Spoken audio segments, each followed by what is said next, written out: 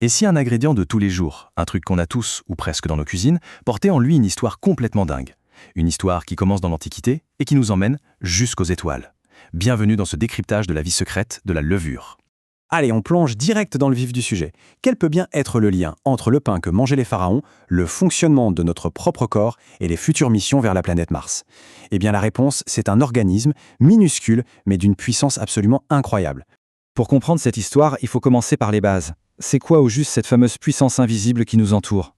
Alors la levure, pour faire simple, c'est un type de champignon, mais unicellulaire. C'est un organisme vivant, un véritable maître de la transformation. C'est lui qui, grâce à la fermentation, va transformer le sucre en alcool pour le vin ou qui va faire gonfler la pâte pour le pain. C'est un peu un magicien microscopique.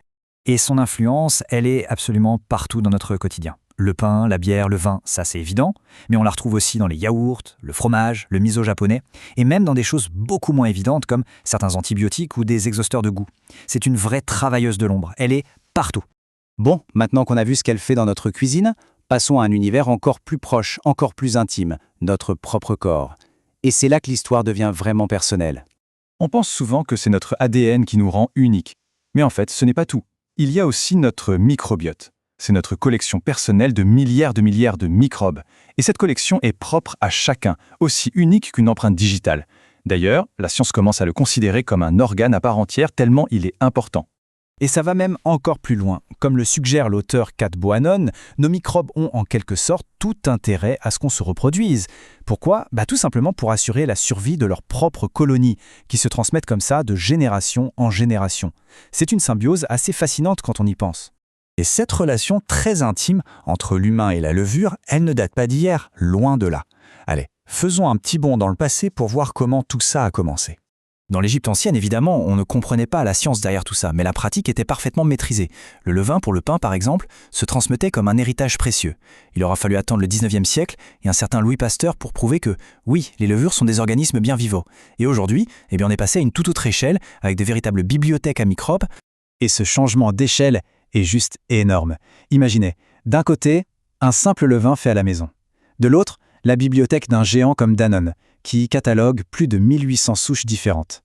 On est vraiment passé de l'artisanat ancestral à de la microbiologie de très haute volée. Maintenant, on quitte la Terre pour l'ultime frontière. Et c'est là que notre levure va endosser un rôle complètement inattendu, mais absolument crucial pour l'avenir de l'exploration spatiale. Le plus grand danger des voyages dans l'espace lointain, c'est la radiation cosmique. Elle est extrêmement nocive pour l'ADN humain. Alors, comment tester ces effets sans envoyer directement des humains? Eh bien, la solution, c'est d'envoyer des levures. Parce que, oui, elles aussi ont de l'ADN et, tout comme nous, elles y sont très sensibles.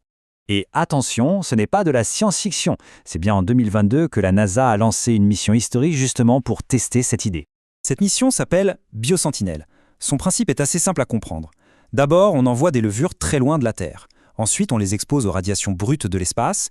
Et enfin, on analyse leur ADN pour voir les dégâts, mais surtout pour comprendre leur mécanisme de réparation. C'est un indicateur essentiel pour savoir ce qui pourrait arriver à des astronautes. Mais le rôle de la levure dans l'espace ne s'arrête pas là.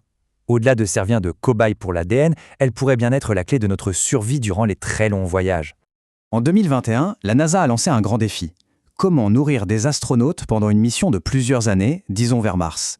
C'est impossible d'emporter des tonnes de provisions. Il faut trouver un moyen de produire de la nourriture sur place, directement dans le vaisseau. Et l'une des idées gagnantes est juste brillante. Ça s'appelle l'Astroyeast Microfarm. En gros, c'est une microferme à levure. Un petit bioréacteur qui fait pousser des levures pour produire des nutriments essentiels. Et même différentes saveurs, comme ce fameux goût de fromage très apprécié des végétaliens. C'est une véritable usine alimentaire miniature, parfaitement adaptée à l'espace. Alors voilà, après ce long voyage de l'Égypte ancienne jusqu'aux confins du système solaire, une question se pose. Est-ce que cet organisme qui nous accompagne depuis des millénaires pourrait être la clé de notre avenir interstellaire? Une chose est sûre, la prochaine fois que l'on verra un morceau de pain ou un verre de bière, on se rappellera que l'histoire de la levure est loin d'être si simple qu'il n'y paraît.